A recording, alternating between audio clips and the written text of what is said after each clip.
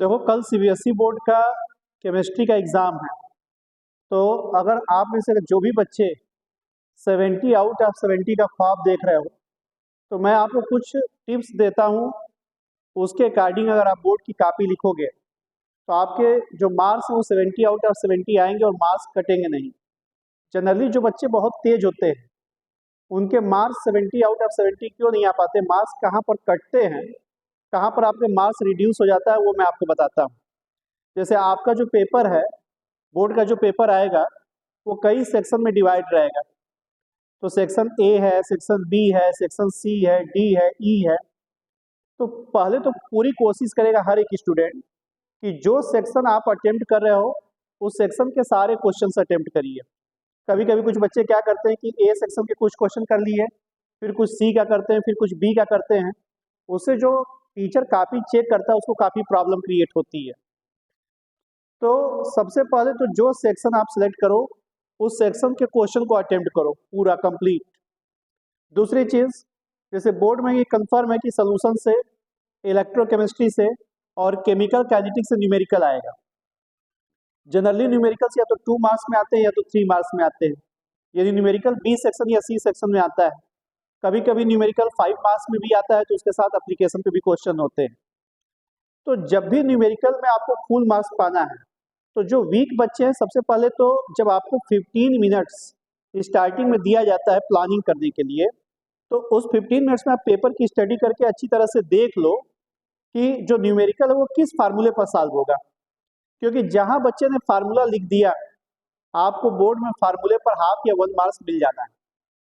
फिर वैल्यू आपने पुटअप किया, उस पर आपको मार्क्स मिलेंगे। फिर लास्ट में एग्जैक्ट कैलकुलेशन पे 1 मार्क्स होता है विथ यूनिट डायमेंशन के साथ। ज़्यादातर बच्चे करते क्या है कि एक्यूरेट वैल्यू लेकर के आते हैं और उसका डायमेंशन नहीं लिखते।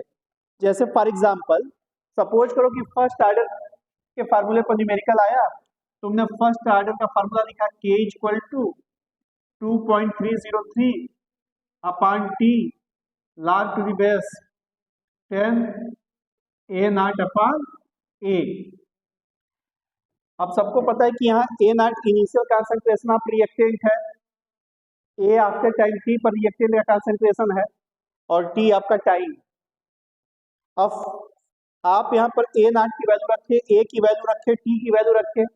अब रेट कांस्टेंट की वैल्यू जो भी आया, अगर आप इस वैल्यू को केवल लिख करके छोड़ देते हैं तो आपके हाफ मार्क्स कट जाएंगे।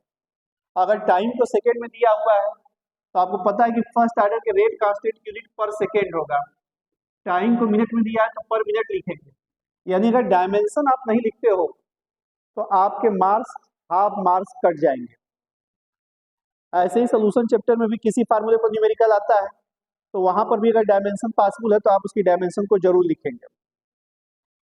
इसके बाद जो सेक्शन ए में आपको ऑब्जेक्टिव क्वेश्चन है, अगर आप क्वेश्चन पूरी तरह से श्योर हैं कि इसका आंसर यही होगा तो अब तो आप कंप्लीट आंसर लिखिए।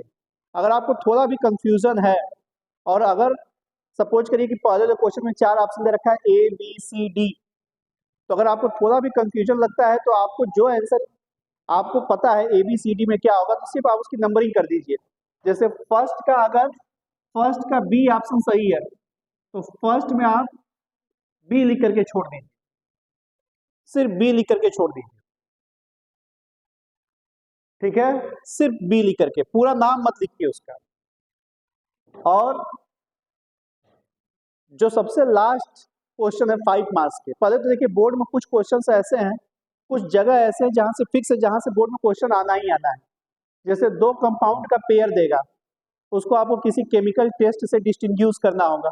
जैसे बोर्ड में आपको दे देगा कि pentane 2O CH3CO CH2 CH2 CH3, pentane 3O CH3 CH2 CO CH2 CH3। पूछ देगा कि किस केमिकल टेस्ट से डिस्टिंग्विश किया जाएगा। तो सबको पता है क्या होगा, थ्योरी अगर आपने क्लासेज अटेंड की होगी तो आपको पता है कि दुनिया के जिस एल्डिहाइड और कीटोन में CH3CO ग्रुप आता है वो आयोडोफार्म टेस्ट देता है। यानी ऊपर वाला आयोडोफार्म टेस्ट देगा और नीचे वाला आयोडोफार्म टेस्ट नहीं देगा। तो कॉपी लिखने का तरीका क्या होगा, तो आंसर लिखोगे आयोडोफार्म टेस्ट। बच्चे ने टेस्ट पहचान लिया तो वहाँ हाफ मार्क्स मिलेगा। और ऊपर वाला कंपाउंड इस रिएक्शन को देगा, तो ऊपर वाले के साथ आप हाइड्रोफॉर्म रिएक्शन दिखलाओगे, नीचे वाले के साथ नहीं दिखलाओगे। इसका मतलब पहले दिमाग में सेट करो, जो सेक्शन ए है वो ऑब्जेक्टिव क्वेश्चंस होंगे।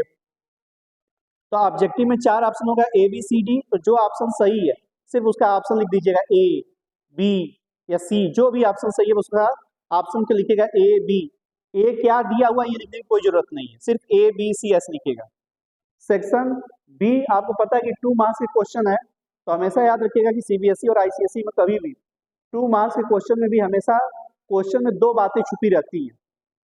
या तो क्वेश्चन में आपसे 2 चीज पूछेगा, या फिर क्वेश्चन का आंसर ऐसा होगा कि जिसमें आपको उसका रीजन लिखना होगा, उस पर रीजन पे मार्क्स छुपा होगा। जैसे अगर आपसे बोर्ड में क्वेश्चन पूछता है कि 2 गैस है ए और बी, कहता है कि ए का हेनरी कांस्टेंट, आपसे कहता है ए का हेनरी कांस्टेंट बी से ज्यादा है, तो इसमें से कौन सी गैस मोर सॉल्युबल होगा?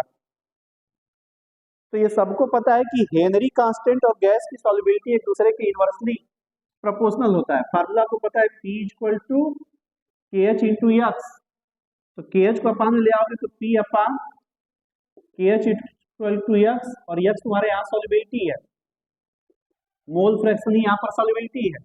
तो जिस गैस का हेनरी कांस्टेंट ज्यादा होगा उसकी सॉल्युबिलिटी कम होगी। अब कह रहा था कि ए का हेनरी कांस्टेंट ज्यादा है, इसका मतलब ए की सॉल्युबिलिटी कम होगी और बी की सॉल्युबिलिटी ज्यादा होगी।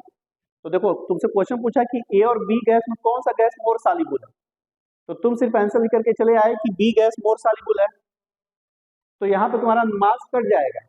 और जो बच्चा ये लिख करके आता है कि बी गैस मोर सॉल्युबल है, क्यों? क्योंकि हेनरी कांस्टेंट और सॉल्युबिलिटी फार्मूले से एक दूसरे के इनवर्सली प्रोपोर्शनल है, तो उसको फुल मार्क्स मिलेंगे। यानी जहां रीजनिंग वाला क्वेश्चन होगा वहां पर सिर्फ आंसर के साथ साथ उसका रीजन आप जरूर लिखिएगा, तभी आपको फुल मार्क्स मिलेंगे। इसी तरह 3 मार्क्स के जो क्वेश्चन होंगे, हमेशा याद रखिएगा कि बोर्ड की कॉपी 3 मार्क्स वाले में 1 into 3 पर चेक होती है। अगर न्यूमेरिकल है तो स्टेप पर मार्किंग होती है, तो कभी भी स्टेप को जंप करने की कोशिश मत करिएगा, पूरे स्टेप को सॉल्व करिएगा। फिर 4 मार्क्स के जो क्वेश्चंस होंगे वो केस स्टडी के क्वेश्चन होंगे।